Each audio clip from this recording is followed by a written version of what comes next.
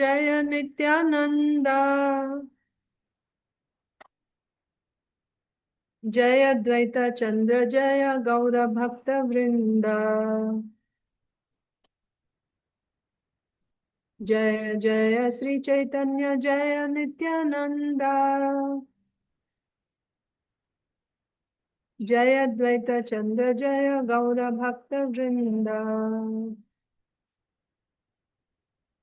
Jaya Jaya Sri Caitanya Jaya Nityananda Jaya Dvaita Chandra Jaya Gaura Bhakta Vrinda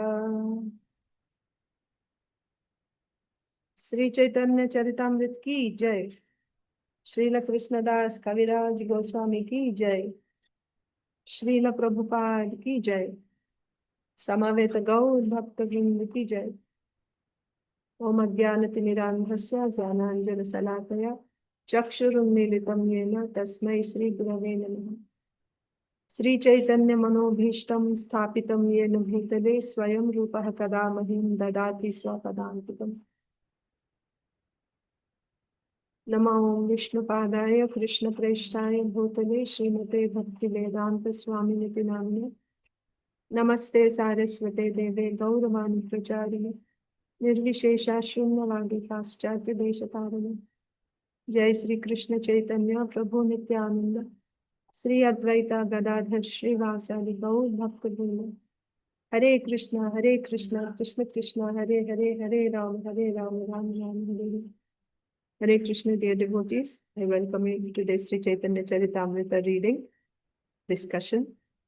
Today is May 10th, 2026. And what we are going to do today, since we completed chapter 9 yesterday, we will just go over the whole chapter to refresh our memories. Basically, I will just read the translations. I would like to just read the Bengali, but I know once I did that in the past and devotees were not able to follow it. And if I did both Bengali and English, it would take really long. We have 365 verses. So I will just read the translations. So we will kind of revisit the whole journey. So earlier, Mahaprabhu went to different places in South India. That won't be covered now. We will start with the beginning of the 9th chapter. So this is after Mahaprabhu met Ramananda Rai and then continued from there. So this is from Vidyanagar and again back to Vidyanagar. That is this chapter. And before coming to Vidyanagar, Mahaprabhu had visited some places. That will be in the previous chapters.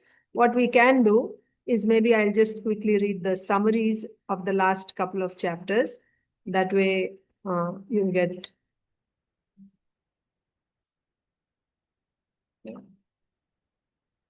So chapter 7 says the Lord begins his South India tour. And in chapter 8, that chapter is dedicated to the talks between Sri Chaitanya Mahaprabhu and Ramananda Rai. That's the whole chapter. And then we just completed chapter 9, which is just the travels of Mahaprabhu after he left Ramananda Rai. So from Vidyanagar he left, then what happened? And again he comes back to Vidyanagar. So Vidyanagar to Vidyanagar. That is this chapter 9. So let me read the summaries of 7 and 8, and then we'll read the chapter 9. So at the beginning of the chapter, Srila Prabhupada gives a short summary. We can read that. So this is chapter 7. This is the Lord begins his South India tour. I'm just going to read the summary here. In his Amrita Pravaha Bhashya, Srila Bhaktivinoda Thakur summarizes the 7th chapter as follows. Sri Chaitanya Mahaprabhu accepted the renounced order of life in the month of Magh, January, February, and went to Jagannath Puri in the month of Falguna, February, March. He saw the Dol Yatra festival during the month of Falguna, and in the month of Chaitra, he liberated Sarvabhauma Bhattacharya. During the month of Vaishakha, he began to tour South India. So you see, Mahaprabhu didn't stay long after taking sannyas. He didn't stay in Jagannath Puri for a long time. He took sannyas in January, Makar Sankranti. And then from there, he traveled to Jagannath Puri. So what happened during the travels? So we saw that. Then he went to Jagannath Puri. When did he reach Jagannath Puri? In the month of February, March. So about 1 month. Between his accepting sannyas and reaching Jagannath Puri, it was about 1 month. Then he was there during Dole Yatra. Dole Yatra means Gaur Purnima time, Gaur Purnima festival time. So he was in Jagannath Puri for Dole Yatra. And then we read the chapter where we read about Sri Chaitanya Mahaprabhu's talks with Sarvabhauma Bhattacharya. So all that Mahaprabhu liberated Sarvabhauma Bhattacharya in Chaitra, April, March, April, Chaitra. And Vaishakha means April, May. During the month of Vaishakha, he began South India tour. So he didn't really spend time so much in Jagannath Puri. And then he was gone for South India tour for about 6 years and he came back. So that we will see in the 10th chapter when we begin the 10th chapter. We will begin it tomorrow. But you get an idea of the timeline here. So not much time. So from about what? So about 2 months, Mahaprabhu stayed in Jagannath Puri and then he left for South India tour. So he saw the Dole Yatra festival during the month of Falguna, and in the month of Chaitra, he liberated Sarvabhauma Bhattacharya. During the month of Vaishak, he began to tour South India. When he proposed to travel to South India alone, Sri Nityananda Prabhu gave him a Brahmana assistant named Krishnadas. When Sri Chaitanya Mahaprabhu was beginning his tour, Sarvabhauma Bhattacharya gave him 4 sets of clothes and requested him to see Ramananda Rai, who was residing at that time on the bank of the river Godavari. So this was the last thing that Sarvabhauma Bhattacharya said when Mahaprabhu was leaving. So he said, please meet Ramananda Rai on the banks of Godavari. Along with the other devotees, Nityananda Prabhu accompanied the Lord to Alalanath. But there Lord Chaitanya left them all behind and went ahead with the Brahmana Krishnadas. The Lord began chanting the mantra, Krishna, Krishna, Krishna, Krishna, Krishna, Krishna, Krishna, Hey. In whatever village he spent the night, whenever a person came to see him in his shelter, the Lord implored him to preach the Krishna consciousness movement. After teaching the people of one village, the Lord proceeded to other villages to increase devotees. In this way, he finally reached Purmasthana. While there, he bestowed his causeless mercy upon a Brahmana called Purma and cured another Brahmana named Vasudev, who was suffering from leprosy. After curing this Brahmana leper, Sri Chaitanya Mahaprabhu received the title Vasudevamrita Prada. Vasudev ko Amrit dene wale. Vasudevamrita Prada, meaning one who delivered nectar to the leper Vasudev. I just feel like reading the whole chapter, but it's okay. We'll read another day because we won't be able to read all 3, I don't think, in one sitting. It'll take a while. We'll just read chapter 9 today. But this gives you a background of what happened. Then chapter 8 is talks between Sri Chaitanya Mahaprabhu and Ramananda Rai. The summary of the 8th chapter is given by Srila Bhaktivinoda Thakur in his Amrita Pravaha Bhashya. After visiting the temple of Jiyada Narasimha, so in previous chapter we saw Mahaprabhu was in Kurmastan. So from there Mahaprabhu came to Jiyada Narasimha temple. Sri Chaitanya Mahaprabhu went to the banks of the river Godavari to a place known as Vidyanagar. So that's it. When Srila Ramananda Rai went there to take his bath, they met. After introducing himself, Sri Ramananda Rai requested Sri Chaitanya Mahaprabhu to remain in the village for some days. Honoring his request, Chaitanya Mahaprabhu stayed there in the home of some Vedic Brahmanas. In the evening, Srila Ramananda Rai used to come to see Sri Chaitanya Mahaprabhu. Ramananda Rai, who was clothed in ordinary dress, offered the Lord respectful obeisances. Sri Chaitanya Mahaprabhu questioned him on the object and process of worship. Object and process of worship. And also asked him to recite verses from the Vedic literature. First of all, Srila Ramananda Rai enunciated the system of the Varnashrama institution. He recited various verses about Karmarpana, stating that everything should be dedicated to the Lord. He then spoke of detached action, knowledge mixed with devotional service, And finally, the spontaneous, loving service of the Lord. After hearing Srila Ramananda Rai recite some verses, Sri Chaitanya Mahaprabhu accepted the principle of pure devotional service, devoid of all kinds of speculation. After this, Sri Chaitanya Mahaprabhu asked Ramananda Rai to explain the higher platform of devotional service. Then Srila Ramananda Rai explained unalloyed devotional service, love of Godhead, and serving the Lord in the moods of pure servitude, fraternity, and parental love. Finally, he spoke of serving the Lord in conjugal love. He then spoke of how conjugal love can be developed in various ways. This conjugal love attains its highest perfection in Srimati Radharani's love for Krishna. He next described the position of Srimati Radharani and the transcendental mellows of love of God. Srila Ramananda Rai then recited a verse of his own concerning the platform of ecstatic vision, technically called Prema Vilasa Vivarta. Srila Ramananda Rai also explained that all stages of conjugal love can be attained through the mercy of the residents of Vrindavan, especially by the mercy of the gopis. All these subject matters were thus vividly described. Gradually, Ramananda Rai could understand the position of Sri Chaitanya Mahaprabhu, and when Sri Chaitanya Mahaprabhu exhibited his real form, Ramananda Rai fell unconscious. After some days, Sri Chaitanya Mahaprabhu asked Ramananda Rai to retire from government service and come to Jagannath Puri. These descriptions of the meetings between Ramananda Rai and Sri Chaitanya Mahaprabhu are taken from the notebook of Swarup Damodar Goswami. So now we will read the entire chapter 9, not just the summary. We'll read the whole chapter. Chapter 9, Lord Sri Chaitanya Mahaprabhu's travels to the holy places. Lord Sri Chaitanya Mahaprabhu converted the inhabitants of South India. These people were as strong. That means Mahaprabhu now left Ramananda Rai and continued from there. Okay. So that's understood. That comes towards the end of the chapter. Lord Sri Chaitanya Mahaprabhu converted the inhabitants of South India. These people were as strong as elephants, but they were in the clutches of the crocodiles of various philosophies, such as the Buddhist, Jain, and Mayavad philosophies. With his disc of mercy, the Lord delivered them all by converting them into Vaishnavas, devotees of the Lord.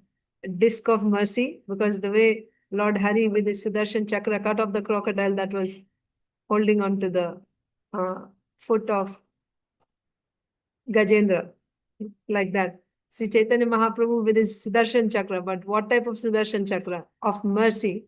He cut off the crocodile. What type of crocodile? All these philosophies like Mayavad, Buddhism, etc. He cut them off. That were holding the South Indians. And he turned them all into, he liberated them from all these other philosophies and turned them into pure Vaishnavas. All glory is to Lord Sri Chaitanya Mahaprabhu. All glory is to Lord Nityananda Prabhu. All glories to Sri Advaita Prabhu. And all glories to all the devotees of Sri Chaitanya Mahaprabhu. Sri Chaitanya Mahaprabhu's tour of South India was certainly very extraordinary because he visited many thousands of places of pilgrimage there. Thousands. On the plea of visiting all those holy places, the Lord converted many thousands of residents and thus delivered them. Simply by touching the holy places, he made them into great places of pilgrimage. So the places were there, but by Mahaprabhu's going, they became even holier. He turned those holy places into places, great places of pilgrimage.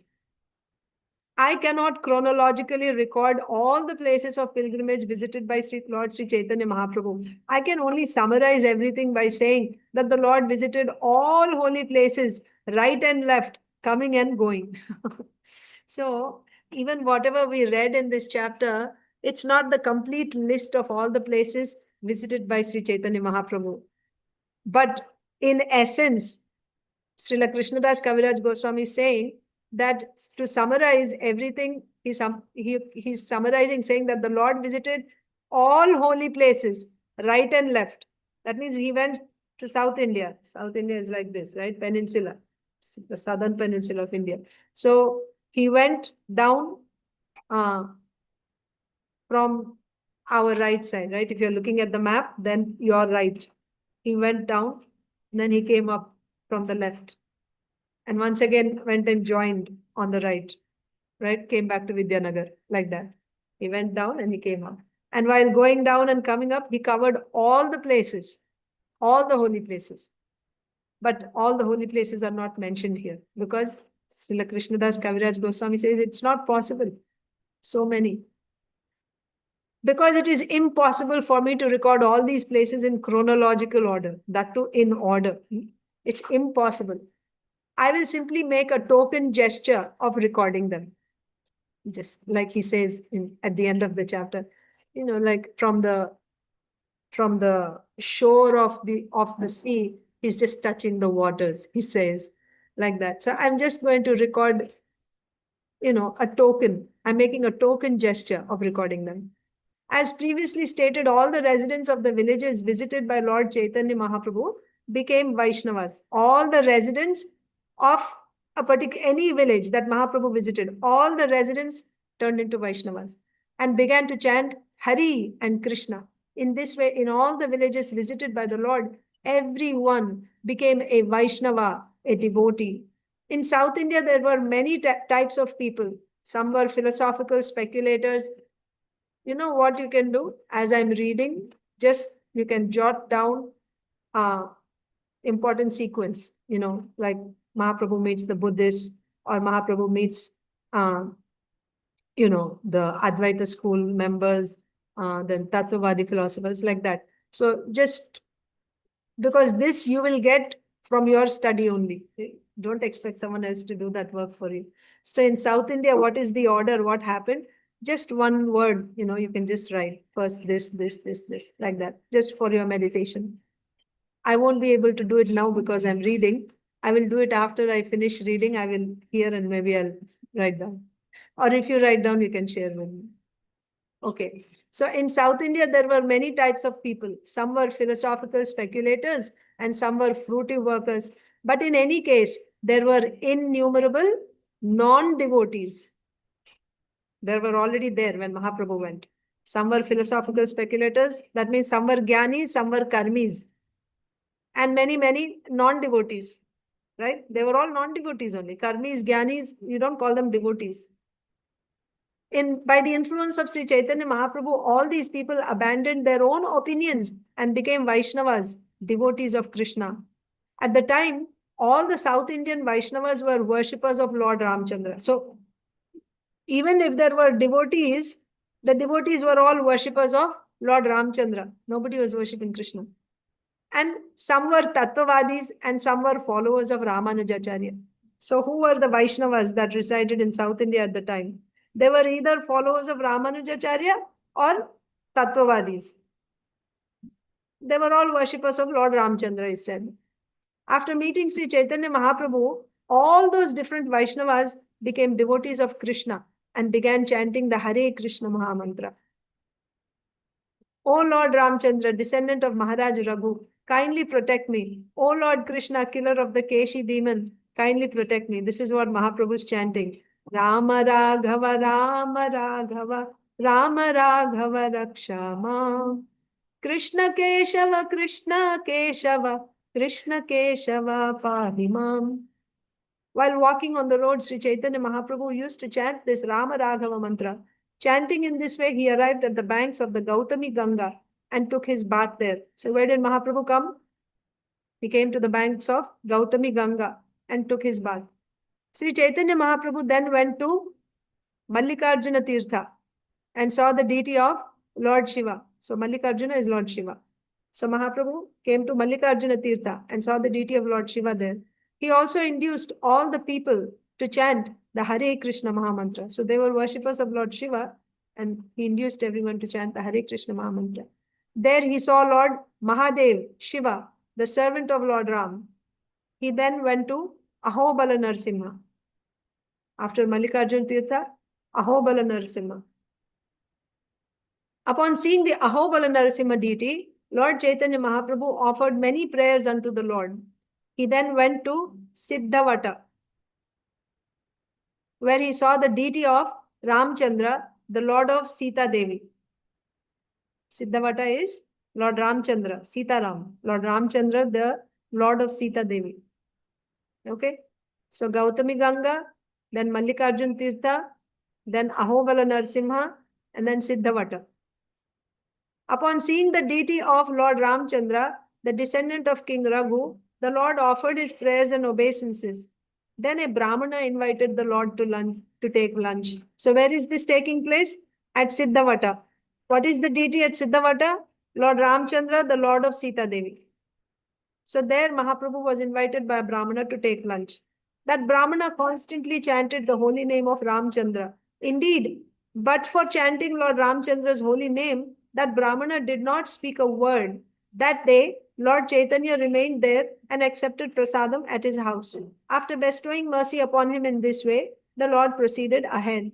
At the holy place known as Skanda Kshetra. So now from Siddhavata, Skanda Kshetra. Lord Sri Chaitanya Mahaprabhu visited the temple of Skanda. So in Skanda Kshetra, who is the deity? Lord Skanda. Skanda means Kartikeya. So there Mahaprabhu visited the temple of Skanda. From there he went to Trimatha.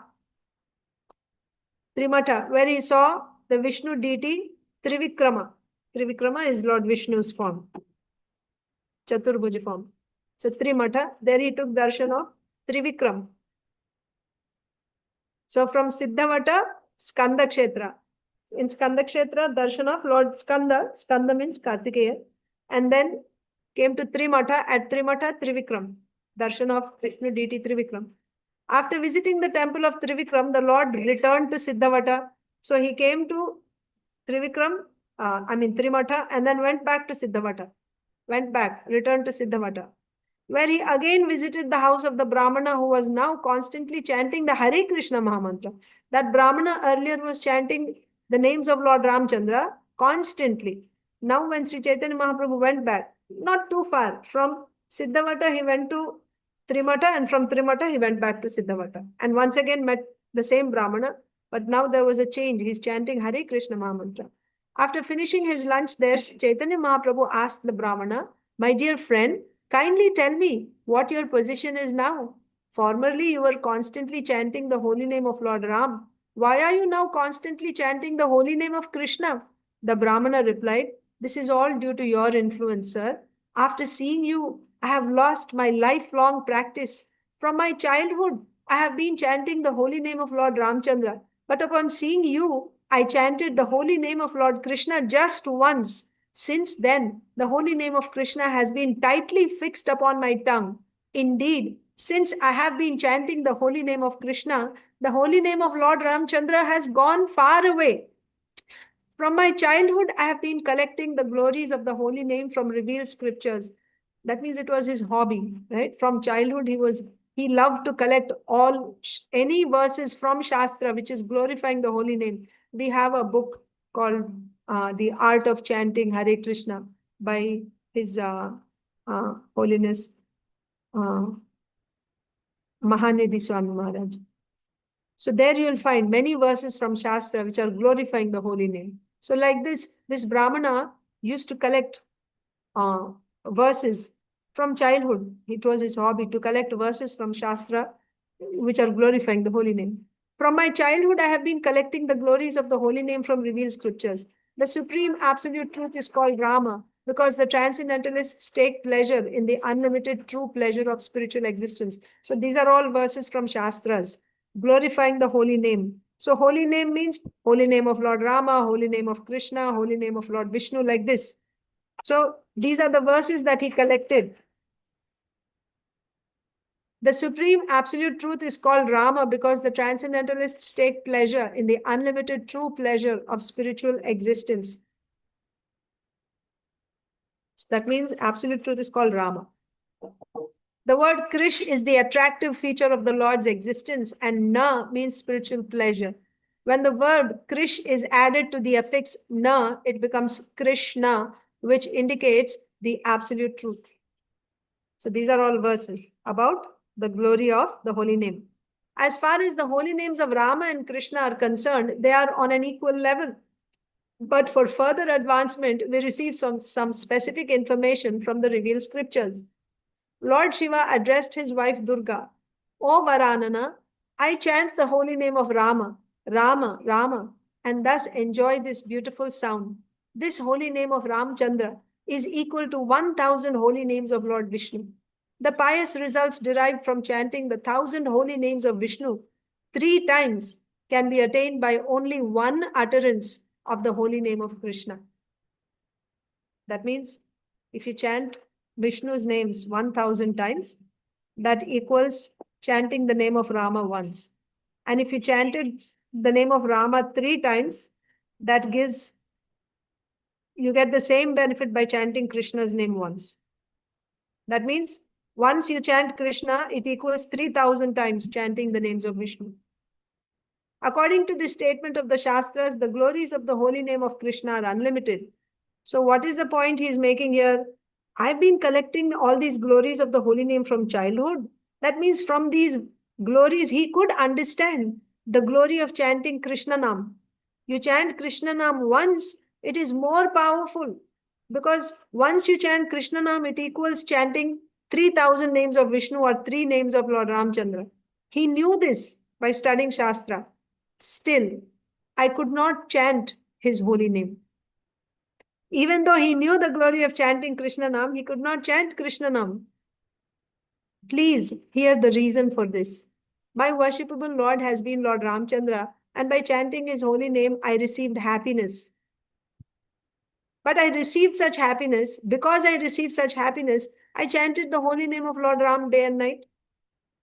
By your appearance, Lord Krishna's holy name also appeared. And at that time, the glories of Krishna name awoke in my heart. So you need the mercy of a devotee of Krishna for you to get attraction for Krishna's holy name. Simply knowing the glory from Shastra is not sufficient. Unless there is the mercy of the devotee, you cannot get attraction for Krishna's holy names. Similarly, for Lord Ramchandra's holy names, you can only get attraction when you get the mercy of a devotee of Lord Ramchandra. So he got that previously, but now he got the mercy of a devotee of Krishna, who is Krishna himself here. Sir, you are that Lord Krishna himself. This is my conclusion. Saying this, the Brahmana fell down at the lotus feet of Sri Caitanya Mahaprabhu.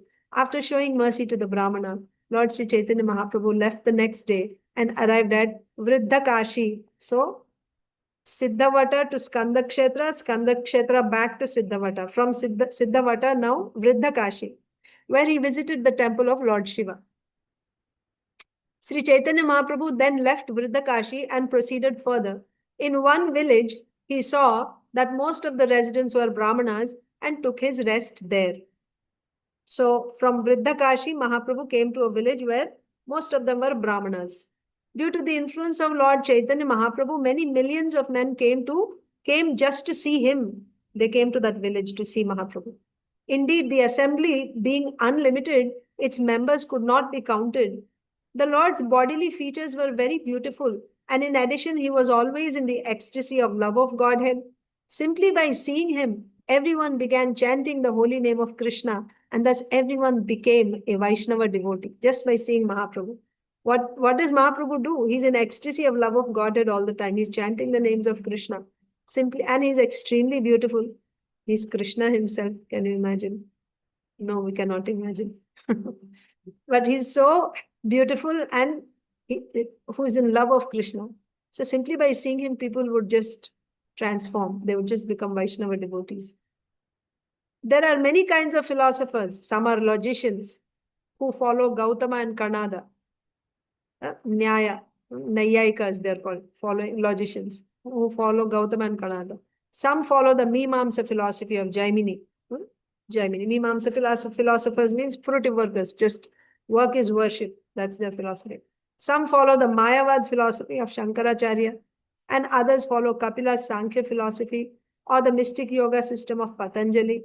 Some follow the Smriti Shastra composed of 20 religious scriptures, Smriti Shastra.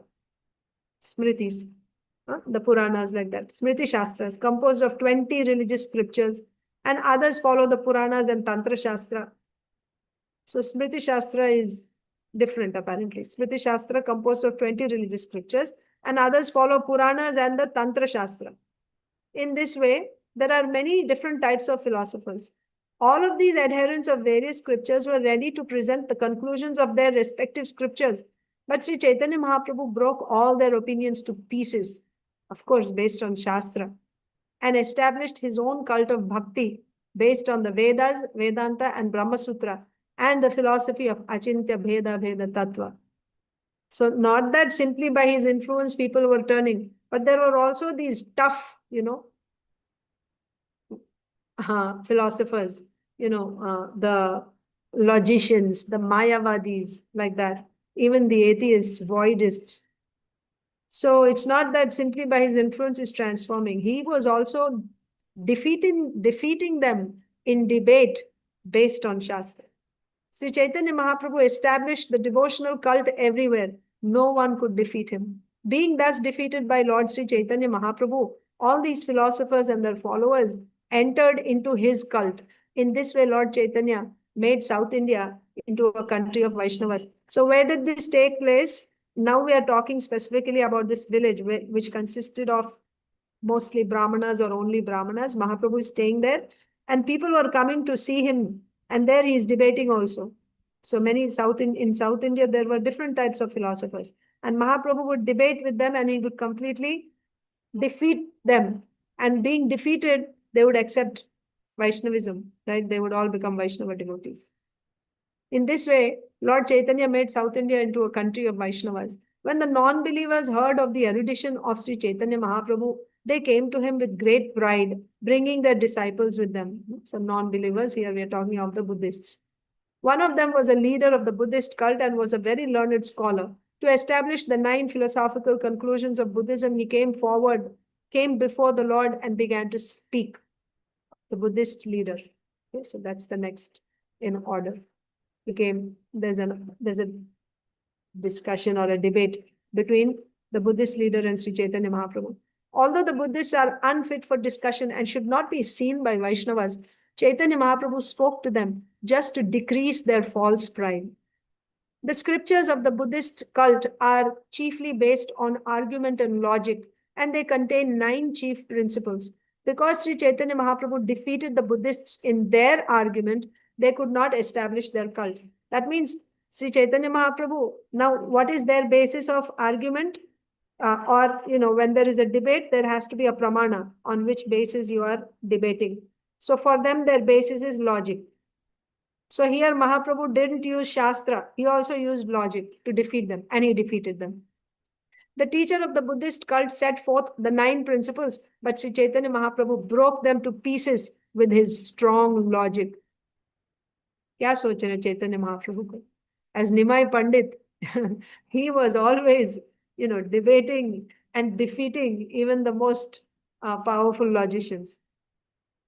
All mental speculators and learned scholars were defeated by Sri Chaitanya Mahaprabhu. And when the people began to laugh, the Buddhist philosophers felt both shame and fear.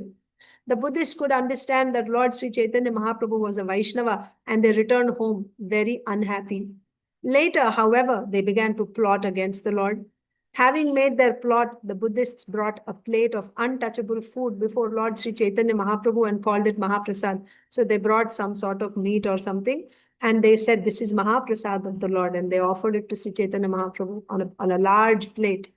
When the contaminated food was offered to Sri Chaitanya Mahaprabhu, a very large bird, out of nowhere, a large bird, appeared on the spot, picked up the plate in its beak and flew away. It must be really large because the plate was a big, large plate, and the bird took the plate in its beak and flew away. Indeed, the untouchable food fell upon the Buddhists, and the large bird dropped the plate on the head of the chief Buddhist teacher. When it fell on his head, it made a big sound. The plate was made of metal, and when its edge hit the head of the teacher, right? The edge of the plate hit the head of the teacher, it cut him, and the teacher immediately fell to the ground unconscious. When the teacher fell unconscious, his Buddhist disciples cried aloud and ran to the lotus feet of Sri Chaitanya Mahaprabhu for shelter. They all prayed to Lord Sri Chaitanya Mahaprabhu, addressing him as the Supreme Personality of Godhead himself and saying, Sir, please excuse our offense. Please have mercy upon us and bring our spiritual master back to life. The Lord then replied to the Buddhist disciples, you should all chant the names of Krishna and Hari very loudly near the ear of your spiritual master. By this method, your spiritual master will regain his consciousness. Following Sri Chaitanya Mahaprabhu's advice, all the Buddhist disciples began to chant the holy name of Krishna congregationally. So they became devotees. On the order of Sri Chaitanya Mahaprabhu, together they're all doing kirtan. When all the disciples chanted the holy names Krishna, Rama, and Hari, the Buddhist teacher regained consciousness and immediately began to chant the holy name of Lord Hari. As soon as he came to consciousness, even the Buddhist acharya started chanting Hare Krishna, Hare Krishna. When the spiritual master of the Buddhists began to chant the holy name of Krishna and submitted to Lord Sri Chaitanya Mahaprabhu, all the people who were gathered there were astonished. The Buddhist leader who was arguing, he is submitting himself in front of Sri Chaitanya Mahaprabhu. He is chanting the holy names. And all the people, they were amazed to see this miracle. Sri Chaitanya Mahaprabhu, the son of Sachi Devi, then suddenly and playfully disappeared from everyone's sight. So we don't hear anything of what happened after the Buddhist submitted and himself to Sri Chaitanya Mahaprabhu, nothing. When he came and he submitted in front of Sri Chaitanya Mahaprabhu, Mahaprabhu just disappeared. So that is why in the beginning it is said, Buddhists are not to be seen by Vaishnavas. But Mahaprabhu is so merciful. Not only did he see them, he even engaged in discussion, in a debate with them, only to crush their pride. And one way or the other, you come in touch with the Supreme Lord, you are delivered. So these Buddhists, when they came in touch with Sri Chaitanya Mahaprabhu, never mind, they were plotting against him, right? They tried to feed him untouchable food and they were envious of the Lord. But see how Mahaprabhu has delivered them. They all started chanting Hare Krishna. Even the leader started chanting Hare Krishna. And then when he submitted himself in front of Sri Chaitanya, he just disappeared. Playfully, he just disappeared from there and he appeared somewhere else. So all of a sudden, he was here in the midst of so many people and he just disappears from there. Then suddenly and playfully disappeared from everyone's sight and it was impossible for anyone to find him. They were looking for him. They couldn't find him. Sri Chaitanya Mahaprabhu next arrived at Tirupati and Tirumala. So he just appeared somewhere else. The next place after this village where Mahaprabhu met the Buddhists, the next place is Tirupati and Tirumala. He arrived at Tirupati and Tirumala, where he saw a four-handed deity. Then he proceeded toward Venkata Hill. So Tirupati Tirumala is in hills, so those hills are called Venkata Hills. After arriving at Tirupati, Lord Sri Chaitanya Mahaprabhu visited the temple of Lord Ramchandra. In Tirupati, Mahaprabhu visited the temple of Lord Ramchandra. He offered his prayers and obeisances before Ramchandra, the descendant of King Raghu. Everywhere Sri Chaitanya Mahaprabhu went, his influence astonished everyone. He next arrived at the temple of Pana Narasimha. So in Tirupati, Mahaprabhu visited the temple of Lord Ramchandra. Then he came to the temple of Pana Narasimha, also called Panakala Narasimha. The Lord is so merciful. In great ecstasy, ecstatic love, Sri Chaitanya Mahaprabhu offered obeisances and prayers unto Lord Narasimha. The people were astonished to see Lord Chaitanya's influence. Arriving at Shivakanchi, next place, Shivakanchi, Chaitanya Mahaprabhu visited the deity of Lord Shiva. By his influence, he converted all the devotees of Lord Shiva into Vaishnavas. So Shiva Kanchi is all worshippers of Lord Shiva. And then next to that is Vishnu Kanchi, where there are all worshippers of Lord Vishnu. But Mahaprabhu came to Shiva Kanchi and by his influence, all the worshippers of Shiva turned into Vaishnavas. Shaivites became Vaishnavas. The Lord then visited a holy place known as Vishnu Kanchi. There he saw Lakshmi Narayan deities. In Vishnu Kanchi, Mahaprabhu saw Lakshmi Narayan deities. And he offered his respects and many prayers to please them, to please Lakshmi Narayan. Mahaprabhu offered prayers and respects. When Sri Chaitanya Mahaprabhu stayed at Vishnu Kanchi for 2 days, he danced and performed kirtan in ecstasy. When all the people saw him, they were converted into devotees of Lord Krishna. See, at Shiva Kanchi, they all became Vaishnavas. And when he came to Vishnu Kanchi, they were already Vaishnavas because they were worshipping Lord Lakshmi Narayan. But now they all became devotees of Krishna because of Mahaprabhu. Of course, it's obvious, even the worshippers of Shiva also became worshippers of Krishna only. But they were Shaivites before, now they became Vaishnavas. Even those who are Vaishnavas, so what do you understand from this? So this also establishes the topmost. Yes? So, of course, There are various incarnation, avatars of the Supreme Lord, and they are all Vishnu Tattva, no doubt. But still, Krishna in Vrindavan is the highest. He is the highest. Krishna is highest. And in Krishna also, Krishna in Dwaraka, Mathura and Goloka, Yashoda Nandan Krishna is the highest. Why? In what sense? There are four extreme characteristic features in Krishna of Vrindavan, which are not there even in Krishna outside of Vrindavan. Then what to speak, means Vraja, outside of Vraja. Then what to speak of, in Vaikuntha. His Prema Madhuri, Rupa Madhuri, Leela Madhuri, and Venu Madhuri. These are the four characteristics you find only in Krishna.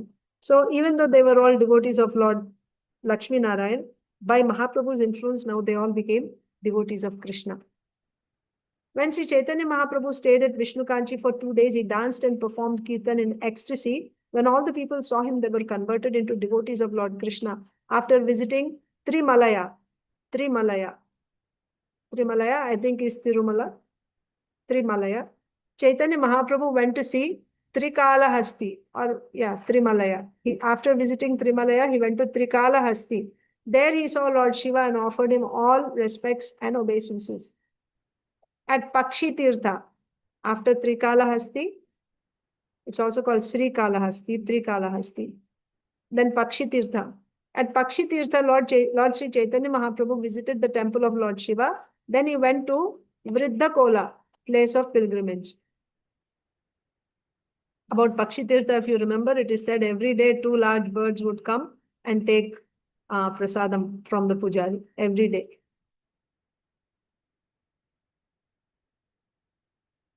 Then Mahaprabhu came to Vriddha Kola, place of pilgrimage. At Vriddha Kola, Lord Sri Chaitanya Mahaprabhu visited the temple of Shvetavaraha. At Vriddha Kola, Mahaprabhu visited the temple of Shvetavaraha, the white boar incarnation. After offering him respects, the Lord visited the temple of Lord Shiva, wherein the deity is dressed in yellow garments. Often you will see in Vaishnava temples, there will be Lord Shiva, like at the entrance on the side, you will see always Lord Shiva will be there because Lord Shiva is a great Vaishnava, great devotee of the Lord.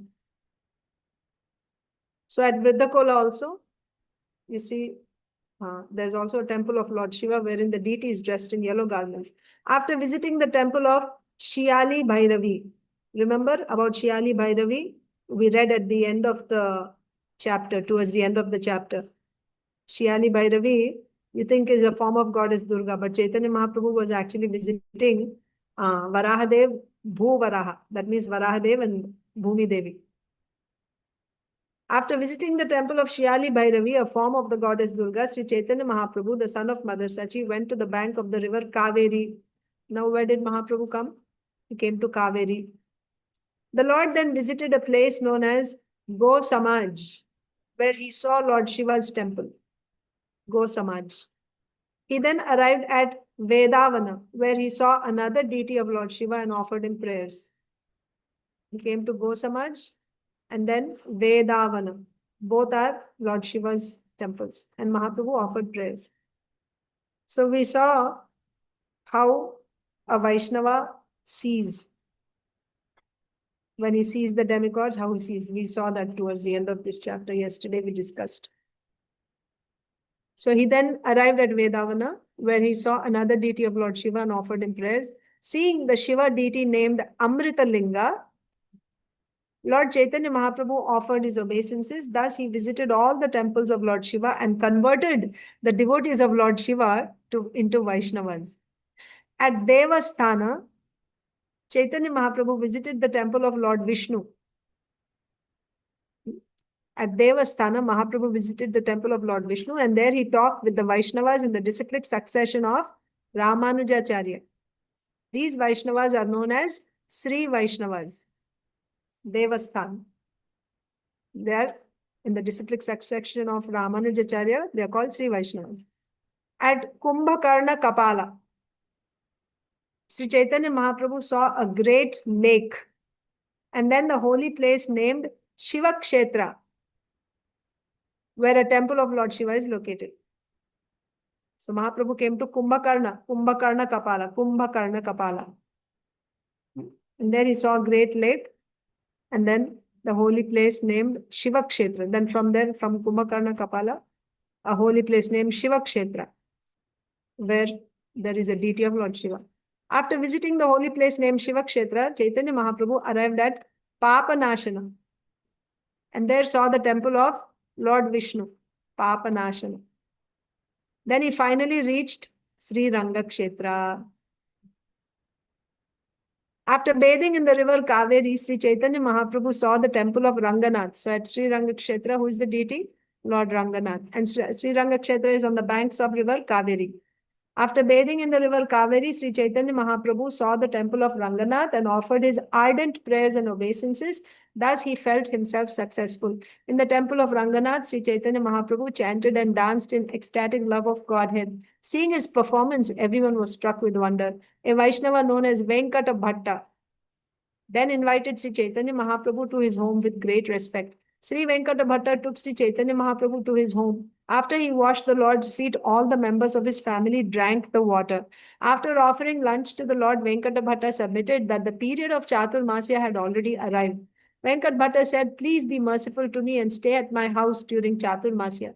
Speak about Lord Krishna's pastimes and kindly deliver me by your mercy." Sri Chaitanya Mahaprabhu remained at the house of Venkat Bhatta for 4 continuous months. The Lord passed his days in great happiness, enjoying the transcendental mellow of discussing Lord Krishna's pastimes. While there, Sri Chaitanya Mahaprabhu took his bath in the river Kaveri and visited the temple of Sri Ranga. Every day, the Lord also danced in ecstasy. That means daily he would take bath in the Kaveri and daily go to take darshan of Sri Ranganath. And then, when he would take darshan, he would be dancing in ecstasy. The beauty of Lord Chaitanya's body and his ecstatic love of God were witnessed by everyone. Many people used to come, see him, and as soon as they saw him, all their unhappiness and distress vanished. Many hundreds of thousands of people from various countries came to see the Lord, and after seeing him, they all chanted the Hare Krishna Mahamantra. Indeed, they did not chant anything but the Hare Krishna Mahamantra, and all of them became Lord Krishna's devotees. Thus, the general populace was astonished. So there were those who were simply onlookers, and they were seeing how these people were getting transformed, and they were astonished. All the Vaishnav Brahmins residing in Sri Ranga Kshetra invited the Lord to their homes. Indeed, he had an invitation every day ahead of time, booked for the 4 months. Each day, the Lord was invited by a different Brahmana, but some of the Brahmanas did not get the opportunity to offer him lunch because the period of Chaturmasya came to an end. In the holy place of Sri Ranga Kshetra, a Brahmana, so here's another pastime, a Brahmana Vaishnava used to visit the temple daily and recite the Bhagavad Gita. So in the holy place of Sri Ranga Kshetra, a Brahmana Vaishnava used to visit the temple daily and recite the entire text of the Bhagavad Gita. The Brahmana regularly read the 18 chapters of the Bhagavad Gita in great transcendental ecstasy. But because he could not pronounce the words correctly, people used to joke about him. Due to his incorrect pronunciation, people sometimes criticized him and laughed at him. But he did not care. He was full of ecstasy due to reading the Bhagavad Gita and was personally very happy. While reading the book, the Brahmana experienced transcendental bodily transformations. The hairs on his body stood on end, tears welled up in his eyes, and his body trembled and perspired as he read. Seeing this, Sri Chaitanya Mahaprabhu became very happy. That means Sri Chaitanya Mahaprabhu was also watching him. Sri Chaitanya Mahaprabhu asked the Brahmana, "My dear sir, why are you in such ecstatic love? Which portion of the Bhagavad Gita gives you such transcendental pleasure?" The Brahmana replied, "I am illiterate and therefore do not know the meaning of the words. Sometimes I read the Bhagavad Gita correctly and sometimes incorrectly. But in any case, I am doing this in compliance with the orders of my spiritual master." That means I don't understand what I read. I don't know.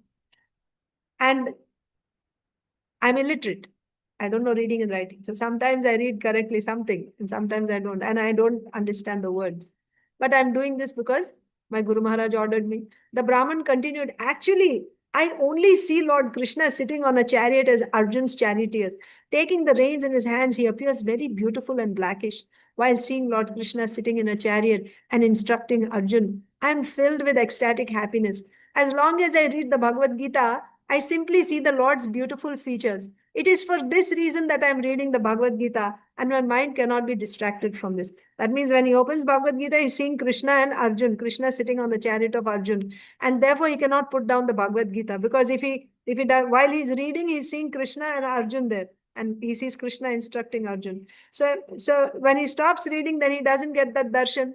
He's so attracted to that darshan to keep seeing Krishna and Arjun like that constantly. He keeps reading. He's saying. Sri Chaitanya Mahaprabhu told the Brahmin, indeed, you are an authority in the reading of the Bhagavad Gita. Whatever you know constitutes the real purport of the Bhagavad Gita. After saying this, Lord Chaitanya Mahaprabhu embraced the Brahmin, and the Brahmin, catching the lotus feet of the Lord, began to cry. The Brahmin said, upon seeing you, my happiness is doubled. I take it that you are the same Lord Krishna. The mind of the Brahmana was purified by the revelation of Lord Krishna, and therefore he could understand the truth of Sri Chaitanya Mahaprabhu in all details.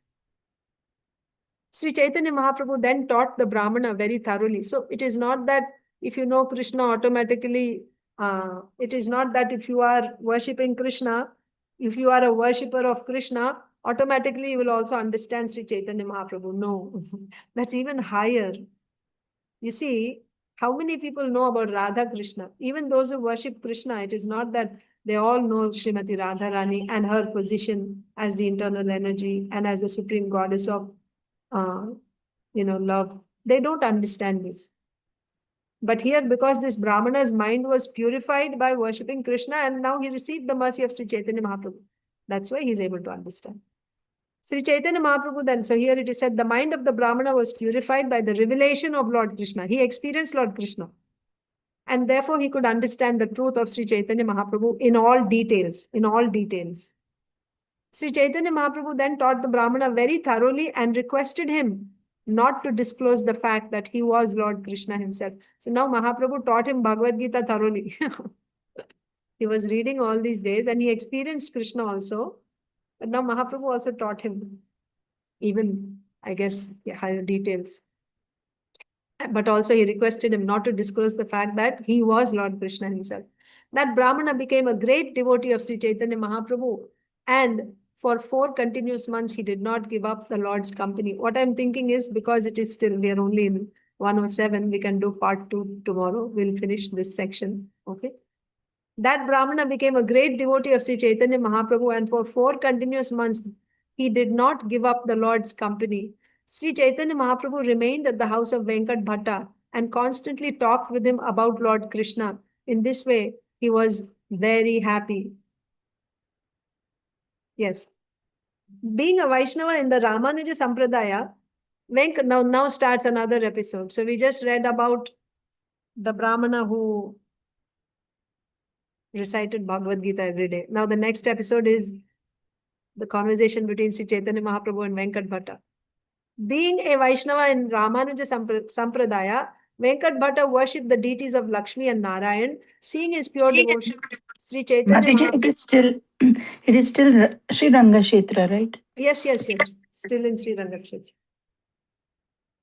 Being a Vaishnava in the Ramanuja Sampradaya, Mahaprabhu stayed in Venkat Bhatta's home only throughout. While in Rangakshetra, Mahaprabhu is staying in Venkat Bhatta's house. But so many things are happening. While he's staying there, he's also going to different Brahmanas' homes and taking prasad.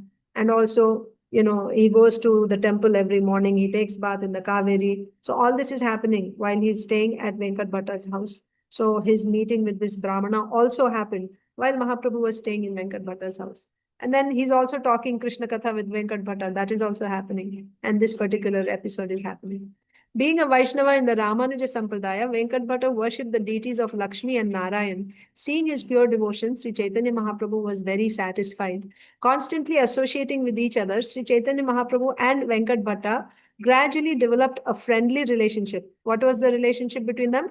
Sakhya Rasa. Friendly relationship. Indeed, sometimes they laughed and joked together. Sri Chaitanya Mahaprabhu told the Bhattacharya, so now see, that's why the relationship is important. They are friends. So friends joke with each other. एक दूसरे का टांग भी खींचते हैं like that they have fun like that. So Sri Chaitanya Mahaprabhu told the Bhattacharya, your worshipable goddess of fortune Lakshmi always remains on the chest of Narayan, and she is certainly the most chaste woman in the creation. Yes, she's of course the most chaste woman in the creation. She's always on the chest of Lord Narayan. However, my Lord is Lord Sri Krishna, a cowherd boy who is engaged in tending cows. Why is it that Lakshmi, being such a chaste wife, wants to associate with my Lord? Just to associate with Krishna. So this is a quote from Shastra to show that Lakshmi ji actually desired to associate with Krishna. Just to associate with Krishna, Lakshmi abandoned all transcendental happiness in Vaikuntha and for a long time accepted vows and regulative principles and performed unlimited austerities. So Chaitanya Mahaprabhu then said, so this is again another quote. Oh Lord, we do not know how the serpent Kalia attained such an opportunity to be touched by the dust of your lotus feet. How fortunate is our husband Kalia, who got the dust of your lotus feet. Even the goddess of fortune for this end performed austerities for centuries. That means she wanted your association. Krishna, na? It's Krishna's touch of lotus feet on Kalia's head. Kalia got Krishna's lotus feet on his head, but Lakshmi Devi is hankering and she performed austerities for centuries, giving up all other desires and observing austere vows. Indeed, we do not know how the serpent Kalia got such an opportunity. So in spite of doing all that, Lakshmi didn't get to enter into Raslila. But Kalia got the touch of Krishna's lotus feet. Venkat Bhatta then said, Lord Krishna and Lord Narayan are one and the same, but the pastimes of Krishna are more relishable due to their sportive nature. Sportive nature, here specifically, we are talking about the conjugal pastimes of Krishna.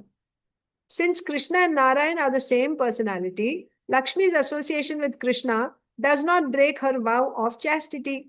Rather, it was in great fun that the goddess of fortune wanted to associate with Lord Krishna. So this is again a quote from Shastra. Venkat Bhatta continued, according to transcendental realization, there is no difference between the forms of Narayan and Krishna. Yet, in Krishna, there is a special transcendental attraction due to the conjugal mellow, and consequently, he surpasses Narayan. This is the conclusion of transcendental mellows. So, first here, Venkat Bhatta is saying there is nothing wrong in Lakshmi Devi wanting to associate with Krishna because Krishna and Narayan are the same person, and there's more conjugal mellows in Krishna's Leelas. So therefore, she wants to associate with her Lord in that form. What's wrong there? And then he's substantiating with this verse from Shastra. The goddess of fortune considered that her vow of chastity would not be damaged by her relationship with Krishna. Rather, by associating with Krishna, she could enjoy the benefit of the rasa dance. Venkat Bhatta further explained, Mother Lakshmi, the goddess of fortune, is also an enjoyer of transcendental bliss. Right? She is also enjoyer. Therefore, if she wanted to enjoy herself with Krishna, what fault is there? Why are you joking so about this? Lord Chaitanya Mahaprabhu replied, I know that there is no fault on the part of the goddess of fortune, but still, she could not enter into the rasa dance. We hear this from the revealed scriptures, and this is the quote. When Lord Sri Krishna was dancing with the gopis in the Rasa Leela, the gopis were embraced around the neck by the Lord's arms. This transcendental favor was never bestowed upon the goddess of fortune or the other consorts in the spiritual world. Even Lakshmi Devi didn't get this good fortune where Krishna is embracing her. Nor was such a thing ever imagined by the most beautiful girls in the heavenly planets, girls whose bodily luster and aroma exactly resemble the beauty and fragrance of lotus flowers. And what to speak of worldly women who may be very, very beautiful according to material estimation. That means only the gopis got this fortune. Nobody in Vaikuntha, in the heavens or on earth, no other ladies got that. This is a quote from Shastra. So Chaitanya Mahaprabhu is now offering his, making his point. Yes, there's nothing wrong in Lakshmi Devi's desiring to associate with Krishna, but why she was not allowed? The gopis got it, she didn't get. Why? But can you tell me why the goddess of fortune Lakshmi could not enter the rasa dance? The authorities of Vedic knowledge could enter the dance and associate with Krishna. Even the Vedas got to associate with Krishna in rasa dance, but Lakshmi Devi didn't get. Why? Again, quote, to show that the Vedas got entrance into rasa dance. Great sages conquer the mind and senses by practicing the mystic yoga system and controlling the breath. Thus, engaging in mystic yoga, they see the super soul within their hearts and ultimately enter into impersonal Brahman. But even the enemies of the Supreme Personality of Godhead attain that position simply by thinking of the Supreme Lord.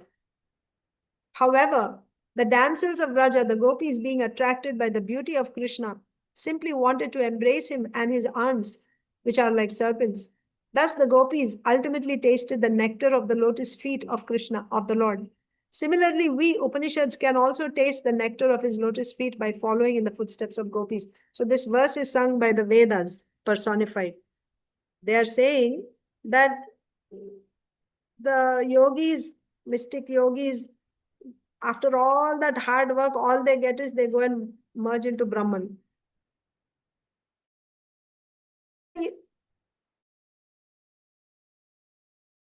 Having to undergo all that mystic yoga. So, what is the great thing achieved by that mystic yoga?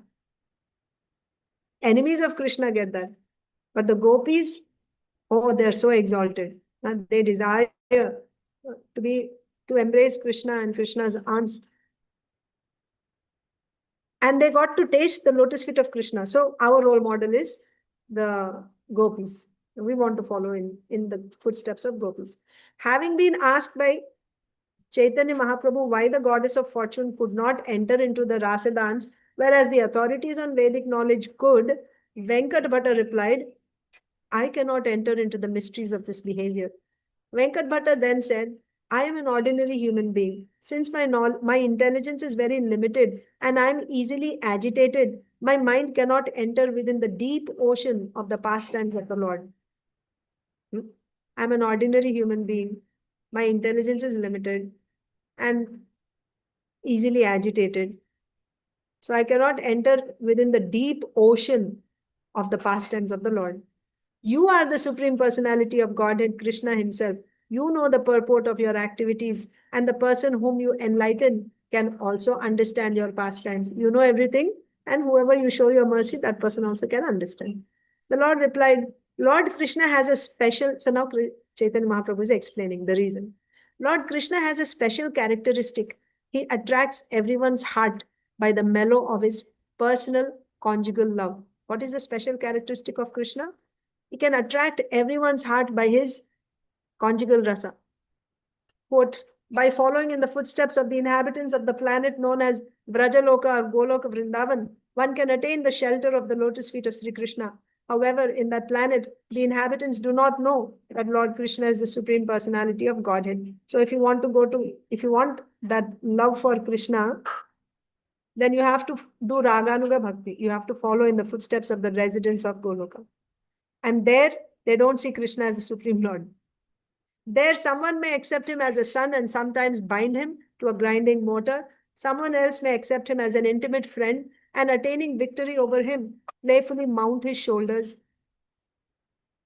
The inhabitants of Brajabhumi know Krishna as the son of Maharaj Nanda, the king of Brajabhumi, and they consider that they can have no relationship with the Lord in the rasa of opulence. So these are all quotes to show how, how the residents of Vraja see Krishna in various relationships. And they see him only as son of Nanda Maharaj, not as the Supreme Lord. One who worships the Lord by following in the footsteps of the inhabitants of Brajabhumi attains him in the transcendental planet of Vraja, where he is known as the son of Maharaj Nanda. Chaitanya Mahaprabhu then quoted, the Supreme Personality of Godhead, Krishna, the son of Mother Yashoda, is accessible to those devotees engaged in spontaneous loving service, but he is not as easily accessible to mental speculators, to those striving for self-realization by severe austerities and penances, or to those who consider the body the same as the self. That means he's not accessible to jnanis, yogis, karmis. But to the Raganuga Bhaktas, his spontaneous love is Raganuga Bhakti. He's accessible. The authorities in the Vedic literature who are known as the Shrutiganas worshipped Lord Krishna in the ecstasy of the gopis and followed in their footsteps. So Chaitanya Mahaprabhu is answering how the Vedas got entrance into Rasa Leela. Lakshmi Devi didn't get. The Vedas followed the residents of Golok. They followed the gopis. They worshipped the gopis, followed in the footsteps of the gopis. The personified authorities on the Vedic hymns acquired bodies like those of the gopis and took birth in Rajabhumi. In those bodies, they were allowed to enter into the Lord's Rasa Leela dance. Lord Krishna belongs to the cowherd community, and the gopis are the dearmost lovers of Krishna. Although the wives of the denizens of the heavenly planets are most opulent within the material world, neither they nor any other women in the material universe can acquire Krishna's association. Only gopis. The goddess of fortune, Lakshmi, wanted to enjoy Krishna and at the same time retain her spiritual body in the form of Lakshmi. However, she did not follow in the footsteps of the gopis in her worship of Krishna. Vyasdev, the supreme authority on Vedic literature, composed the verse beginning Nayam Sukhapo Bhagavan, because no one can enter into the Rasa Leela dance in any body other than that of a gopi. So Lakshmi Devi didn't accept the body of a gopi, nor did she worship the gopis, like follow in the footsteps of the gopis. Before this explanation was given by Sri Caitanya Mahaprabhu, Venkat Bhatta thought that Sri Narayan was the supreme personality of Godhead. Thinking in this way, Venkat Bhatta believed that worship of Narayan was the supreme form of worship, superior to all other processes of devotional service, for it was followed by the Sri Vaishnava disciples of Ramanujacharya. Sri Chaitanya Mahaprabhu had understood this misconception of Venkat Bhatta's, and to correct it, the Lord talked so much in a joking way. The Lord then continued, My dear Venkat Bhatta, please do not continue doubting. Lord Krishna is the supreme personality of Godhead, and this is the conclusion of the Vedic literatures. Lord Narayan, the opulent form of Krishna, attracts the minds of the goddess of fortune and her followers. All these incarnations of Godhead are either plenary portions or parts of the plenary portions of the Purushavasaras. But Krishna is the supreme personality of Godhead himself. In every age, he protects the world through his different features when the world is disturbed by the enemies of Indra. So this is showing that Krishna is supreme. Ete chamsa kalapumsa, Krishnastu Bhagavan Swam, that verse. That means you are thinking Lord Narayan is supreme. Actually, Krishna is supreme. Because Krishna has four extraordinary qualities not possessed by Lord Narayan, the goddess of fortune, Lakshmi, always desires his company. So I told you, Rupa Madhuri, Venu Madhuri, Leela Madhuri, and Prema Madhuri. These are the four extraordinary qualities. You have recited the shloka beginning with Siddhantatas Tvabhedepi. That very verse is evidence that Krishna is the supreme personality of Godhead. So this is that verse. According to transcendental realization, there is no difference between the forms of Krishna and Narayan. Yet, in Krishna, there is a special transcendental attraction due to the conjugal mellow, and consequently, he surpasses Narayan. This is the conclusion of transcendental mellows.